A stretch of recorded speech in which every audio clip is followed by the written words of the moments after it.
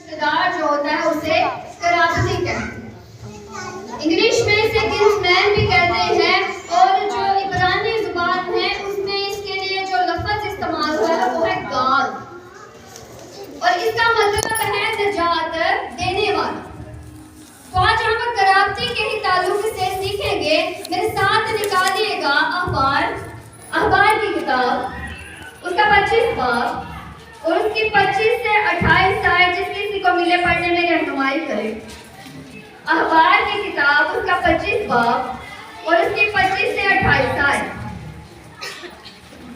और अगर तुम्हारा भाई मुफलस हो जाए और अपनी मलकियत का कुछ हिस्सा बेच डाले तो जो उसका सबसे करीबी रिश्तेदार है वो आकर उसको जिसे उसके भाई ने बेच डाला है चुरा ले।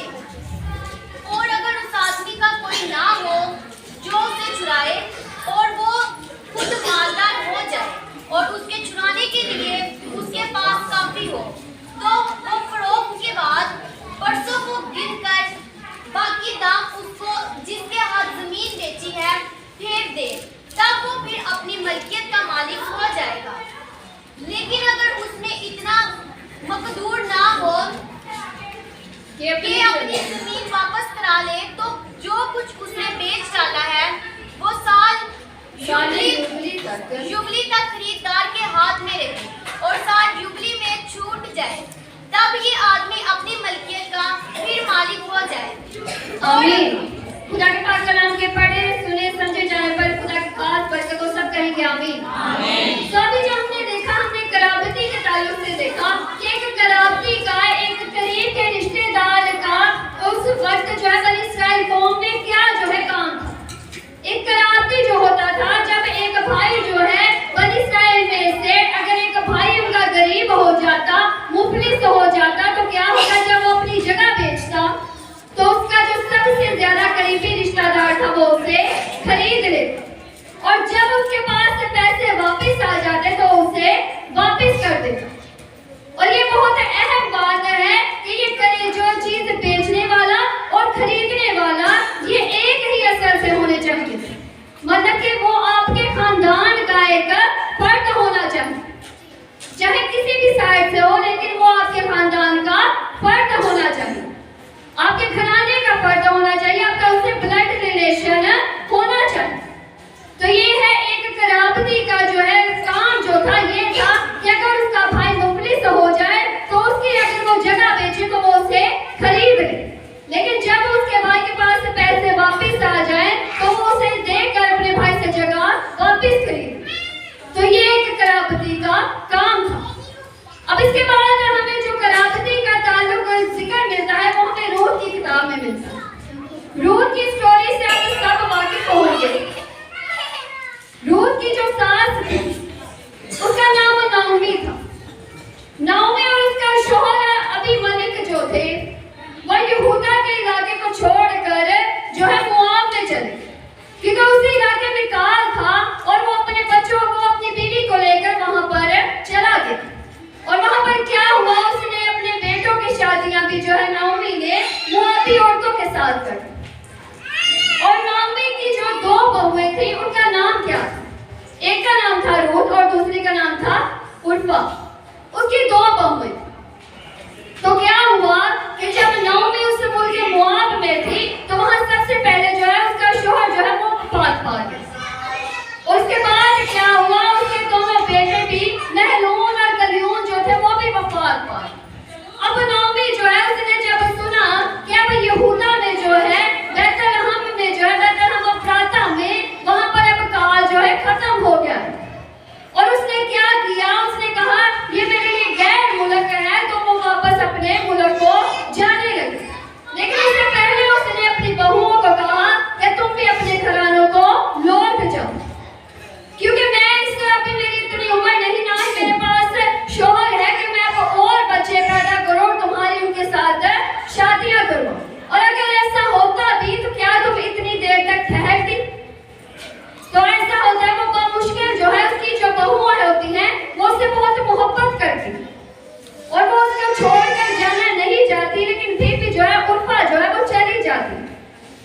लेकिन रूत जो है वो कहती है कि नहीं, मेरा खुदा जहाँ तू रहेगी मैं वही रहूंगी और तेरे साथ ही मरूंगी। और ऐसा ही होता है जब वो खेतों में जाती है, वहां पर जब वो मुल्क मोआब में से निकल कर वापिस आते हैं अपने मुल्क में, तो वहां पर क्या होता है, अब उनको कुछ खाना भी था, कुछ गुजारा भी करना था, तो वो कहां पर जाते हैं, खेतों में काम करने के लिए जाते हैं। वो खेत किसका होता है, उसके कराबती का होता, बोएज का होता। और जब वो वहां पर जाती है तो वहां पर उसके ऊपर बोएज की करम की नजर होती है। वो उसे पहचान लेता है कि ये नाओमी की बहू है, ये रूत है और ये पाक दामन है। अब जब रूत की सास को ये पता लगता है तो वो अपनी बहू से कहती है कि वो हमारा कराबती है, तो उसके पास जा और जैसा वो तुझसे कहे तू कर। और जब वो बॉयज के पास जाती है तो बॉयज बहुत खुश होता है और उसे कहता है, ऐ मेरी बेटी मैं तुमसे खुश हूँ, क्योंकि ना तो तूने जो है जवान मर्दों को देखा और ना दौलतमंदों को देखा, बल्कि तूने जो सही है वही किया। लेकिन एक और भी मुझसे पहले तेरा कराती है जिसका जो है तुझ पर हक है।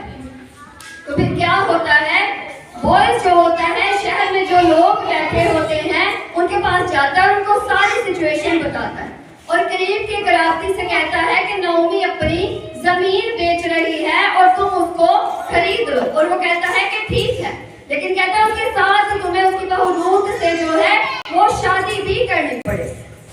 और उस जमाने में जब इनकार करना होता था ना तो लोग अपनी जूती जो है दूसरे के दरवाजे के आगे रख जाते थे। वो शख्स जो दूसरे पहला कराती था वो उसने क्या कहा, उसने कहा ठीक है मैं ये शादी तो उससे नहीं कर सकता, लेकिन मैं जगह खरीद सकता हूँ। लेकिन उसने कहा नहीं, तुम्हें शादी भी करनी पड़ेगी और जगह भी खरीदनी पड़ेगी। तो उसने कहा नहीं मैं तो ऐसा नहीं कर सकता। जब उसने इनकार किया तो उसके बाद बोझ से रूट की शादी हुई, तो वो उसका करीब का कराबती था। आज हमारा कराबती कौन है, क्या आप बता सकते हैं हमारा कराबती कौन है? हमारा कराबती यीशु मसीह है। हालेलुया। मेरे साथ निकालिएगा पौलुस रसूल का रोमियो की कलीसिया के नाम, उसका 9 बाब और उसकी 3 से 5 है।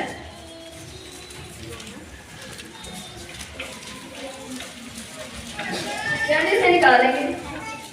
रोमियो का खत उसका 9 बाब और उसकी 3 से 5 है। जिस किसको मिले पढ़ने में रहनुमाई, क्योंकि मुझे यहाँ तक मंजूर होता कि अपने भाइयों की खातिर जो जिस्म के रूह से मेरे कराबती हैं, मैं खुद मसीह से महरूम हो जाऊं। वो इस्राएल है, ये पावक होने का हक और जलाल और अहूद और शरीयत और इबादत और बातें उन्हीं के हैं और कौम के बुजुर्ग उन्हीं के हैं और जिस्म के रूह से मसीह भी उन्हीं में से हुआ जो सबकी उम्मत और अबादत खुदाए महमूद है। आमीन। तो मैंने जितना जैसे हमने कलामी हक में पढ़ा कि यीशु जो है वो किस नस्ल से आया, वो औरत की नस्ल से आया और किन में पैदा हुआ, वो बनी इस्राएल कौम में शरीयत के मतहत पैदा हुआ। वो हमारा कराती बनकर, वो खुदा होने के बावजूद एक इंसान बनकर इस दुनिया में आया। जैसे जिस असल से हम आए वो भी उस असल से ही आया, वो भी एक कराबती बनकर हमारे लिए आया, ताकि हमें जो हम गुनाहों की गुलामी में फंसे थे, जो हम मौत के साए के बारे में से हमें हमेशा की जिंदगी तक लाए। हालेलुया। और यीशु जो है हमारा कराबती है और कलाम में लिखा है इसीलिए वो हमें भाई कहने से नहीं शर्माता।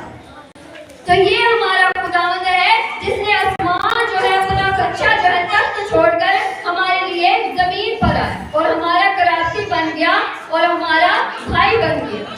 तो इसीलिए वो हमें भाई कहने से नहीं शर्माता। हालेलुया।